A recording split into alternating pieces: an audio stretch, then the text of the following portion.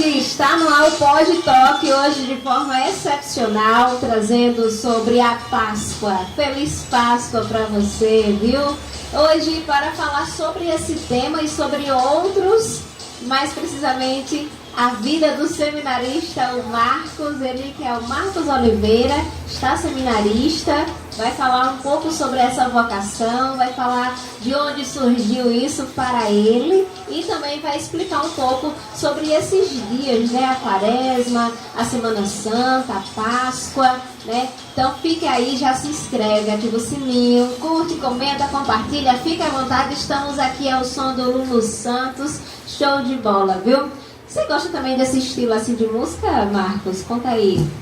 Então, Sara, é uma satisfação estar aqui com você, viu? Acompanhar o programa, né? Saudações também a vocês que nos acompanham. Satisfação, alegria. Então, Lulu Santos fez parte também da minha trajetória. Enquanto jovem fui, sou ainda, escuto muito Lulu Santos. Muito bem, vamos começar do início, né? Você vem de onde, Marcos? Pois bem, eu sou filho, sou natural de Palmeira dos Índios, lá no Agreste das Alagoas. Muito bem, então conta pra gente, você vem de Palmeira dos Índios, a sua família sempre foi católica, conta aí como foi que suscitou esse seu lado voltado para o ser padre, né, para a igreja. Então, como você bem iniciou, eu estou seminarista. Seminarista é de fato um tempo, é um período, é um ciclo, por assim dizer. Um ciclo que está associado a uma formação no seminário, numa casa de formação, com aquilo que lhe é próprio. Existe no seminário um ciclo, um momento em que se entra, e aí cursa o chamado curso propedêutico. Em seguida, um ano depois, entra no curso de filosofia, e aí os estudos filosóficos, e em seguida faz o curso de teologia. Tudo isso em vista ao ministério sacerdotal. Aí você me pergunta como foi que eu cheguei nesse universo. Isso. De fato, é um universo um tanto curioso para quem está de fora. A gente, embora católico, não conhece muito bem os traços da nossa fé, os aspectos essenciais, os mínimos aspectos, às vezes, nos fogem. Então, sou de uma família católica, lá de Palmeira dos Índios, de modo que minha mãe, Dona Fátima, sempre nos incentivava, a mim e uma irmã menor que tenho, a irmos à missa, nos acompanhava, nos levava lá à paróquia de São Sebastião, lá no bairro São Francisco, de modo que pouco a pouco a gente interagia, a gente participava da liturgia, participei também como coroinha da liturgia desde os 7 anos de idade. E isso mobilizava o coração, fazia com que o coração ardesse, justamente por estar naquela realidade, naquele contexto de igreja. E isso aqueceu muito o meu chamado, ou pelo menos a iniciativa de perceber em mim o chamado de Deus.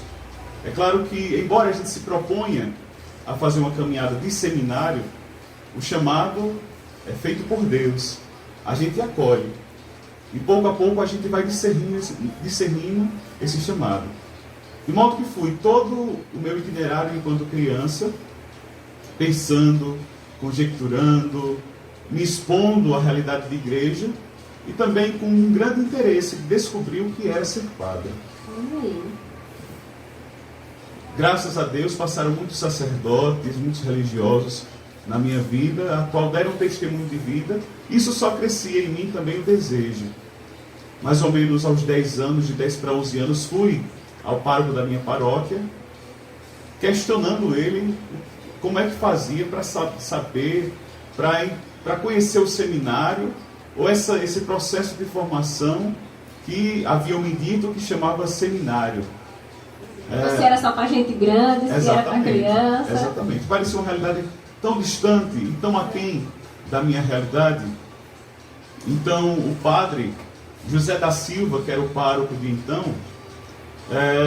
disse: olha, meu filho, você ainda está pequeno, está criança, pense um pouco mais, não apague isso no seu coração, mas pouco a pouco Deus vai lhe respondendo e você também vai aprendendo aquilo que é o entorno desse chamado aí, vai entendendo e vai abstraindo também algumas coisas para você.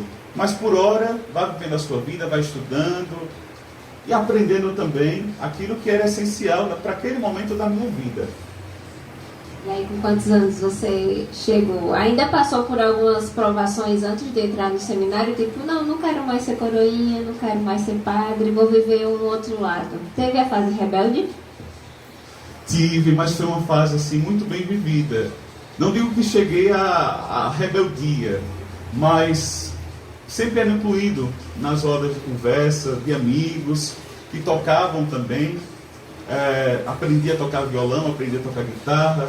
Antes de entrar no seminário? Antes de entrar no seminário. Sim. Antes de entrar no seminário. Nós fazíamos, junto a alguns amigos da escola, nós fazíamos covers de algumas bandas nacionais, como o Lulu Santos até. Show. Então você entrou no seminário já artista. E com quantos anos? Embora não seja necessário ser artista para entrar no seminário, e nem precisa ser. Bom, mas terminando o período do ensino médio, eu fui submetido, já ao término, basicamente, do ensino médio, a uma prova para poder entrar no seminário. Porque, aos quantos anos? Aos 16 anos. Porque, Sara, não é só pensar, eu vou entrar no seminário e lá chegar, bater a porta e entrar. Não. O indivíduo, o candidato ao seminário, ele precisa também se propor a viver uma experiência de vocacionado. Mesmo que o seminarista seja vocacionado, ainda assim aquele que está por entrar no seminário precisa estar no seminário também, no sentido de ir ao seminário, fazer encontros vocacionais, que é exatamente o momento em que, acompanhado por formadores, dirigidos pelos padres que no seminário estão, irão pouco a pouco conduzindo aquele indivíduo àquela realidade tão própria do seminário, tão própria daquele que é vocacionado ao sacerdócio, com tudo aquilo que o envolve, tudo aquilo que está, digamos assim, ao seu redor, lhe rodeia, para que seja um sim, para que seja uma entrada, melhor dizendo, progressiva, né? E com excelência, digamos assim. Muito bom. Então, o padre que lhe levou ao seminário foi o mesmo que você falou quando era criança ainda? Não, não foi, porque é muito bem verdade aquilo que dizem, né? Uns plantam, um planta, o outro colhe, outros colhem.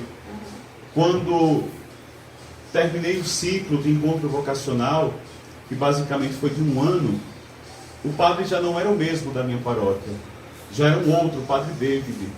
De modo que o padre David acolheu a minha iniciativa em estar indo para os encontros vocacionais e logo me deu também a carta de apresentação para frequentar os encontros e também para, digamos assim, oficializar que eu já estava nesse processo de discernimento. Muito bem. E em casa? Os seus pais aceitaram? Porque assim, já eram famílias religiosas, né? Já ia com você. Mas quando você decidiu, eu quero ser padre, seu pai, sua mãe, o que foi que lhe disseram? Sara, embora todo mundo fosse de igreja lá em casa, todo mundo de igreja, católico também, ainda assim, eu entrei cedo no seminário, entrei com 17 anos. E talvez a minha experiência familiar, em termos de entrar no seminário, não fosse aquela que eu imaginava até.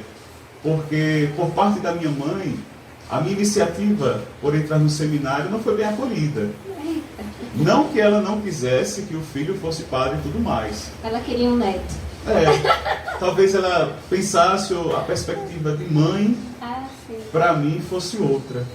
Rapaz. Enquanto mãe, para mim, fosse outra. E aí? Ela lhe disse de primeira que não queria? Como foi esse processo, né? Porque é bem mais difícil quando a mãe não aceita de primeira assim, né? Então, antes de tudo, ela sabia que estava fazendo encontro vocacional, ela acompanhava nesse sentido, né? Permitia que eu fosse.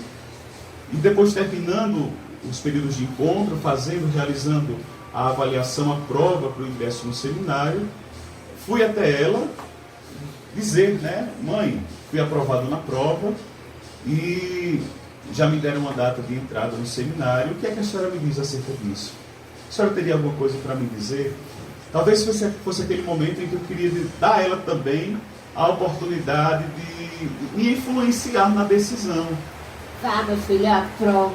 É um momento de muito incentivo, né, também. Assim como qualquer escolha profissional, é um momento de muita tensão na nossa vida, no nosso coração, né? Então, às vezes, a gente até dá ao outro a possibilidade de sugerir, de dizer, de oferecer também ali alguma motivação. Mas ela olhando para mim disse uma coisa que eu não esperava. Meu filho, por mim você não vai. Por mim você não vai. Mas não parou por aí. Ela continuou a dizer. Mas a mãe que lhe criou até aqui, que lhe conduziu até aqui, permanecerá com você, lhe acompanhando. E de fato, Sara, que lindo. Dona Fátima até hoje me acompanha, faz um caminho muito próximo comigo. A vida familiar, a presença da família, justamente do lado do vocacionado, é muito bem-vinda e favorece um crescimento mútuo, humano, mas também afetivo. Né? São os traços da família, os traços familiares que nos formam enquanto homem, em termos morais, em termos éticos, né? Também de virtudes. A gente aprende muito com a nossa casa. Mas assim, não foi essa a resposta que eu esperava, né? Vá, meu filho. Vá, meu filho. Não foi. Mas em nenhum momento lhe deixou desamparado, digamos Em nenhum assim, momento né? me deixou desamparado. Maravilhosa, né? Mãe sábia, né? Porque assim, por mais que ela tenha uma vontade humana, ela respeitou, né, a escolha e o dom. E a sua irmã? É casada? Não, a minha irmã é mais nova. É mais nova. Mais nova que eu. Então, assim, ela não fez muito alarde não, né? Se você quer ir, vá. Ela tem apenas 3 anos mais nova que eu. Mas assim, para mim também, em termos de idade, de maturidade, foi muito difícil sair de casa. Diria que foi um passo muito corajoso. Foi mesmo, né? Da minha parte. Novo, né? Da minha parte. Mas é isso. A decisão foi minha, né? A decisão foi minha, acolhendo, claro, o chamado de Deus, que entendia que para aquele momento era o que Ele desejava para mim. E estou há 8 anos nesse caminho vocacional. Encerra quando? Quando é que tem a formação de padre? A conclusão, né? A conclusão. Para ser padre você precisa concluir o processo seminário, é isso? Então, Sara, assim como disse no início, o seminário é um ciclo, é um processo com começo e fim. Em termos acadêmicos, naquilo que precisava estudar, aprofundar, no seminário, na casa de formação, eu terminei. Eu superei, digamos assim. Em dezembro passado, nós terminamos o curso de teologia e com o curso de teologia completo, encerramos esse ciclo de formação acadêmica. De modo que aqui estou em Delmiro Gouveia, no Alto Sertão das Alagoas. Chovendo, minha gente. Hoje a Páscoa está aí abençoada mesmo, né? Chuva, né? De graça. Muito bem-vinda. Exatamente. Estou aqui justamente na condição de estagiário. A igreja entende no processo formativo que, embora o seminarista, embora aquele vocacionado, ele tenha aprendido academicamente, teoricamente, muito das tratativas, digamos assim, da doutrina e da prática eclesial, ainda assim ele precisa tocar nisso. Ele precisa frequentar, pisar no chão da paróquia. Nós no seminário não ficamos só dentro da casa. Isso, mas eu queria perguntar, né? Como é que vocês fazem? É um estudo mais interno, só ali, só pode sair quando concluir no seu caso? Como é que é feito esse toque? No seminário nós vivemos de fato uma realidade de estudos internos. Nós somos internos no seminário. Contudo, aos fins de semana, cada seminarista, a partir do 2º ano de seminário, tem a oportunidade de interagir com a realidade paroquial próxima ao seminário. Então, aos sábados e domingos, os seminaristas vão às chamadas pastorais de fim de semana para lá ajudar, se somar ao padre, se somar aos grupos e aos movimentos da paróquia. Mas no momento em que o seminarista é estagiário, ele já vivencia, ele já mora, ele já aprecia tudo aquilo que é a vida e a rotina do padre, morando com o padre. E é justamente esse momento que eu estou vivendo aqui em Delmiro Gouveia. Ah, sim. Então agora que é a prática. Agora que é a prática. Coisa boa. Não a prática ministerial, sim, da qual é própria do padre, né? A prática mesmo no estágio. Exatamente. Como faculdade também tem isso, né? Tem o período do estágio, para você ter o contato com aquilo que você está estudando, mas na prática é diferente, né? Algumas coisas. Assim também é o seminário, porque é uma formação. Se a pessoa quiser desistir agora de ser padre, não quero mais ser padre, vou seguir minha vida normal, pode? Como é que acontece essa decisão quando chega nesse nível? Então, do início ao fim do processo formativo, não é garantia de que o indivíduo que se propôs a viver os 8 anos, passou os 8 anos de seminário, será padre. Não. Porque não é um direito adquirido. Por isso, foge daquela lógica de um curso superior ou de um estudo profissionalizante. Não. Embora o indivíduo tenha iniciativa, a igreja vai acolher, vai acompanhar e vai discernir com o indivíduo se de fato aquela é a vocação, se de fato os traços vocacionais existem no indivíduo, porque o que está em jogo aqui não é só a felicidade, uma felicidade individual, não é só a realização de uma vida pessoal, profissional, vocacional, mas um conjunto. O padre é o homem da igreja, é o homem do altar. E deve se realizar justamente nesse movimento, em oferecer-se à igreja, fazendo a igreja feliz e ao mesmo tempo sendo feliz, né? Nessa sua exposição, nessa sua expressão, nessa sua doação de sacrifício. Mas aí, se desistir, pode ou não pode? Pode desistir. A qualquer momento do seminário. A qualquer momento do seminário. Ah, sim. E quando se torna padre e depois desiste de ser? Então, no processo de formação no seminário, o indivíduo a qualquer momento pode deixar assim a casa do seminário. Como ele não chegou de paraquedas no seminário, também não vai sair de paraquedas. Exatamente. Ele vai procurar o formador e o formador também vai acolher aquele pedido dele, mas também a partir de um diálogo, de uma conversação. A igreja, meus amigos, é muito responsável quanto a tudo isso. Ela não pensa tão somente enquanto instituição, mas ela pensa também no indivíduo, né? Em ajudar o indivíduo também a saindo do seminário, tenha condições, digamos assim, de perceber os horizontes para além da vida sacerdotal.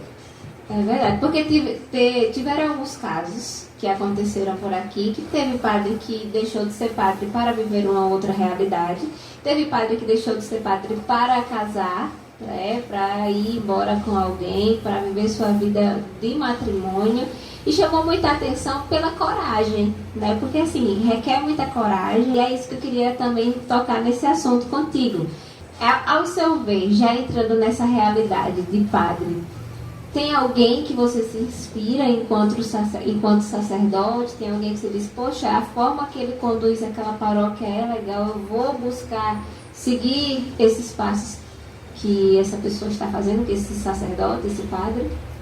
Então, Sara, diante de tantos questionamentos, né, uma só rodada, de fato, desde o início da minha caminhada de igreja, posterior ao seminário, tive a oportunidade de conhecer muitos padres, né? Entre eles os padres da minha diocese, a Diocese de Palmeira dos Índios, que assim em alto relevo contribuíram também com a minha decisão vocacional, mas também com a minha permanência na escolha vocacional que eu fiz. Mas também recordo aqui, e me vinha à cabeça assim que você se propôs a fazer esse questionamento, o Padre Bosco, ele que estava na minha última experiência pastoral lá em Aracaju. Eu fiz a teologia, estudei teologia lá em Aracaju, no seminário maior, e aos fins de semana estava com o Padre Bosco. Um padre, como a gente costuma dizer aqui no nosso lugar, um padre já de idade, né, que muito colaborou assim com a vida, com o testemunho. Vê-lo, mais do que escutá-lo, fez com que em mim brotasse muitas coisas boas e muitas iniciativas também por acompanhar, perceber os traços daquele padre já idoso e trazer também para a minha vida. Que bom, pela experiência. Mas respondendo a sua primeira questão, sim, o padre também pode deixar o ministério ao longo ao longo do seu ministério? Pode, não deve, não é o normal da coisa, não é uma situação atípica, mas o padre pode sim, sendo honesto, verdadeiro com a sua igreja, ele manifestar também o desejo de se afastar do ministério, né? O padre não deixa de ser padre. Isso, era isso que eu ia perguntar. Uma vez padre, sempre padre? Uma vez padre, sempre padre. O que ele pensa é justamente uma dispensação do ministério. Então ele deixa de vivenciar e de exercer aquele ministério, no sentido de celebrar missa, de dispensar sacramento. Toda a vida pastoral e ministerial dele é deixada, justamente para seguir outra perspectiva. Pela escolha, né? Exatamente. Mas ainda assim, nós não podemos nos conscientizarmos de que isso é normal. Não é normal. Não é normal. E o católico, né, o homem e a mulher de igreja, de fé, não esperam, não contam que o indivíduo passe tanto tempo no seminário e lá para as tantas decida sair. Mas sejamos coerentes também com a nossa vida, com a nossa realidade e com as nossas decisões, né? Decisões. Porque nem sempre temos o fervor, a coragem, a disciplina e a fidelidade para sermos de fato, até sendo redundantes, fiéis àquilo que acolhemos. Então acaba que muitos padres deixam o ministério para seguir uma vida matrimonial e há aqueles também que são muito felizes justamente nesse novo processo, nesse novo ciclo de vida. E a gente deve acolher. Verdade, até porque tem a opção de ser diácono, né? Que é quando você não é um padre, mas que você pode estar fazendo algumas pode ser casado e também está ali ajudando o padre mais de forma direta, né? Digamos assim. Como é essa questão do diácono? Existem dois tipos de diaconato. Existe o diácono permanente e o diácono transitório. Esse permanente, de fato, ele é exercido por homens casados. Mas esse diaconato permanente, ele não está para aquele padre que resolveu, em algum momento da sua vida, deixar o ministério para casar. Não pode ser depois, tem que ser durante a formação do seminário, Na verdade, a formação do diácono permanente, que é essa para homens casados, ela é diferente da nossa formação, que é em vista ao sacerdócio. Sim. O indivíduo que se propõe a ser, que recebe o convite para ser diácono permanente, ele já é um homem casado. Inclusive, há um respeito a um determinado período de tempo de vivência de matrimônio. Olha aí, não sabia. Dentro desse período de tempo, também motivado pela comunidade, motivado pelo padre, o bispo daquela diocese, ele procura a esposa daquele que pode ser candidato a diácono. Procurando a esposa, buscando junto à esposa o questionamento se, de fato, o esposo, o marido, tem a possibilidade ou não de ser diácono. Se tem um aval dela também? Exatamente. É um aval que é solicitado à esposa, mas também aos filhos. Não é uma escolha, digamos assim, individual da pessoa, do homem que deseja ser diácono permanente, mas da família. Entendi. Pronto, tendo dado essa oportunidade, esse sim da esposa e dos filhos, o candidato ao diaconato dito permanente, ele é exposto a uma formação filosófica, mas sobretudo teológica, em vista ao ministério diaconal. Sim, cada um no seu quadrado, digamos assim, né? Tem um que vai estudar para ser o padre e tem outro que estuda para ser o diácono. Nós aqui falo enquanto seminaristas, que estamos no seminário, vivendo desde já o celibato, que é justamente essa opção pelo reino de Deus, nós chamamos, nos privando, claro, tendo em vista esse abraçar essa vocação de modo mais sincero, verdadeiro e preciso, fazendo a opção não por uma mulher, mas pela igreja, a gente passa também por esse processo do diaconato. Mas esse diaconato, ele é transitório. Ele justamente é um trânsito, é um veículo de transporte, digamos assim, para em vista ao ministério sacerdotal. Ah, sim, entendi. Porque assim, ao meu ver, até então, era quando chegava na parte do diaconato, se, por exemplo, desistisse de ser padre ali, ele ficava um diácono. Não. Não, né? Aí é só depois. É só depois. Por isso que é bom a gente saber das coisas, principalmente para quem está aí dentro da religião católica, né, que se interessa por esse assunto. E agora, em relação aos padres que têm maior influência nas redes sociais, assim, por exemplo, nós temos o padre Patrick, que é muito sarcástico, é engraçado nas redes sociais, mas é padre, né, na ativa mesmo. Temos também o padre Fábio de Mello, temos o padre Reginaldo Manzotti, temos outros padres que são mais conhecidos por estarem mais na mídia também e serem às vezes polêmicos. O que é que o senhor acha? Então, pessoal, o padre, ele está para a evangelização, né? Ele desenvolve o ministério dele, o ser padre dele, evangelizando, catequizando, e para tanto o uso das mídias sociais, das redes sociais, é imprescindível. Embora o padre se veja em uma paróquia até grande como aqui de Almeida Gouveia, cercado por diferentes pessoas, por um grande número de pessoas, ainda assim esse padre não tem a possibilidade de alcançar a todos, de se relacionar com todos, de catequizar a todos. Para tanto, o uso das redes sociais, nesse sentido, é um modo privilegiado de alcançar os fiéis.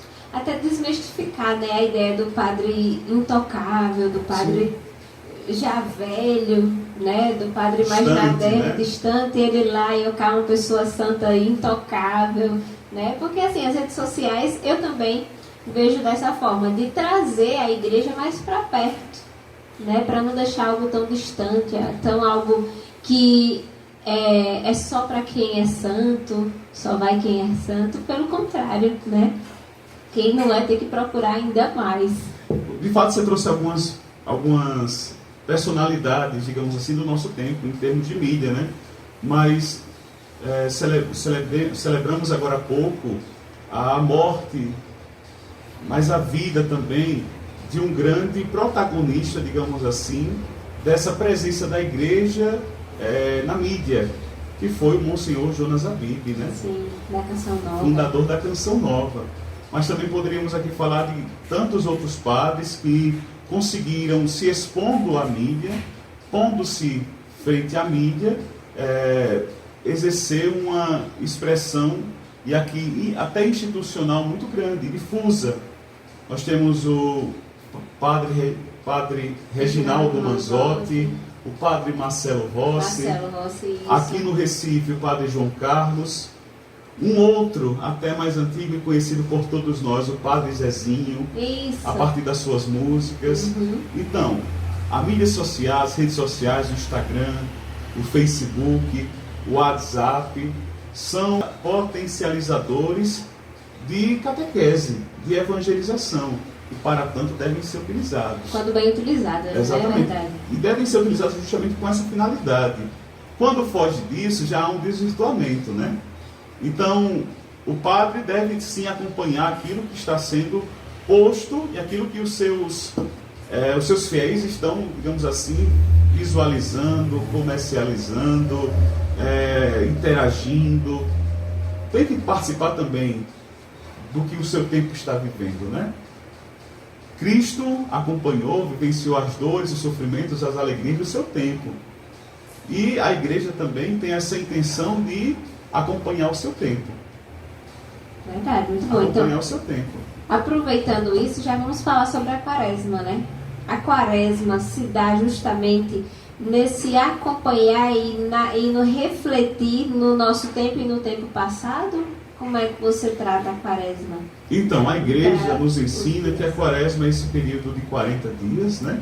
Começando na quarta-feira de cinzas até a quarta-feira anterior da Semana Santa. E é justamente um tempo que todos os fiéis, todos os cristãos católicos são convidados a, dentro desse período de deserto, fazerem uma experiência de reflexão, de discernimento, de provocações também penitenciais, de exercícios espirituais, penitenciais, para justamente servirem de preparação para a Semana Santa. A quaresma ela tem um espírito próprio, é um espírito reflexivo, justamente de chamamento à conversão, à mudança de vida. Justamente por entender que a Semana Santa ela é justamente esse alto momento, esse grande momento da fé da igreja, em que se precisa estar, digamos assim, purificado, estar disposto a, com Cristo, morrer, mas com Cristo também ressuscitar. E esse ressuscitar aqui, ele se destaca justamente por uma nova pessoa, que brota dessa experiência de fé profunda e encarnada na própria existência, expressão e manifestação do Cristo, que passa do sofrimento, da paixão, à morte, terminando em sua ressurreição. Bom, muito bem focado, né, no principal, são esses passos. Por fim, agora sim, manda uma mensagem para quem está nos vendo, quem está nos ouvindo, sobre a vida, sobre o decidir, né? Faz isso voltado com a musiquinha, pode ser? Prontinho, eu poderia então cantar a música. Pode, vou até dar uma pausa aqui nos discos. A gente conclui com a mensagem. Pronto, tá bom. Sara, desde já agradecer também por esse espaço, né? Nos privilegia e nos oportuniza também nos conhecermos, mas também interagirmos, né, com essa ferramenta tão útil e tão precisa, necessária nesse momento em que estamos vivendo, e que as relações elas fomentam não só amizades, fomentam também irmãos, né, porque nós nos reconhecemos e nos conhecemos também nessa realidade eclesial, né, no Via Sacra. Então tudo isso é um estímulo justamente para nós vivermos a nossa fé, a nossa espiritualidade, né, a nossa vida de igreja, né? Então... Eu conheci na Via Sacra, que nós realizamos aqui na Chácara São Vicente, na minha rua, e aí ele cantou, meu filho, foi o resto da noite toda, a gente cantando aqui, muito bom. Então, uma música que muito acompanhou no meu trajeto vocacional e que compartilho com vocês agora, tenho certeza que acompanha também a vida, em algum momento da vida acompanhou vocês também. Tudo posso, naquele que me fortalece. Nada e ninguém no mundo vai me fazer desistir. Tudo quero, sem medo entregar meus projetos, deixar-me guiar nos caminhos que Deus desejou pra mim, e ali está. Vou perseguir tudo aquilo que Deus já escolheu pra mim. Vou persistir, e mesmo nas marcas daquela dor, do que ficou, vou me lembrar e realizar o sonho mais lindo que Deus sonhou. Em meu lugar está, espera de um novo que vai chegar. Vou persistir, continuar a esperar e crer, e mesmo quando a visão se turva e o coração só chora, mas na alma certeza da vitória. Tudo posso, naquele que me fortalece. Nada e ninguém no mundo vai me fazer desistir. Tudo quero. Já é uma mensagem que a gente está deixando aqui, né, Márcio? Deixar-me guiar nos caminhos que Deus desejou pra mim, e ali está. E exatamente esta mensagem, né? Colocar os nossos sonhos, os nossos planos, os nossos desejos, nossas perspectivas futuras nas mãos de Deus. A nossa consolação, a nossa força, a fonte da nossa coragem, Sara, e da nossa alegria está em Deus. No coração que palpita, no coração que deseja ardentemente Deus, ali também se expressa um vocacionado à vida matrimonial, um vocacionado à vida ministerial, um vocacionado desejoso, não por status, não por poder, mas um vocacionado desejoso em servir. E encontra sua alegria, sua força, sua felicidade no servir. A todos vocês, uma feliz Páscoa. A todos, que a alegria do Cristo ressuscitado alcance o vosso coração, alcance a vossa vida. E frente às tristezas, tribulações, deficiências, devidas às tantas circunstâncias que nos relacionamos, você possa superar com a graça de Deus. Coisa linda, né, minha gente? E assim concluímos o nosso podcast de hoje. Obrigado por ficar até agora nos ouvindo e partilhando um pouco disso também. Temos vídeo novo próximo sábado aqui em nosso canal, hein? Valeu e até mais. Obrigada, viu, Marcos? Eu que agradeço, Sara. Obrigado. Gente do céu. Ai.